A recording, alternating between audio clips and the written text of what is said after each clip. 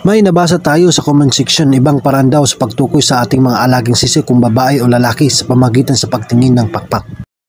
At ito yon, isang kurba lalaki yan at dalawang kurba babae yan. Tara, subukan natin, lalagyan natin ang cable tie pag lalaki. Let's go! Unang bunot, ito, babae, may dalawang kurba sa pakpak. Pangalawang bunot, ito, ganun din, dalawang kurba sa pakpak, babae ulit. Pangatlong bunot, sana lalaki na. Ito, diretso, lalaking lalaki. Lalagyan natin to ng cable tie dahil lalaki. Pangapat na bunot, yun, lalaki, swerte. Panglimang bunot, ito, swerte, lalaking lalaki, diretso yung pakpak. Panganim na bunot, ito, lalaking lalaki to, diretso yung pakpak ulit. Panghuli, yun, dali, babae to. Sa 7 sisiw, 4 yung lalaki at 3 yung babae.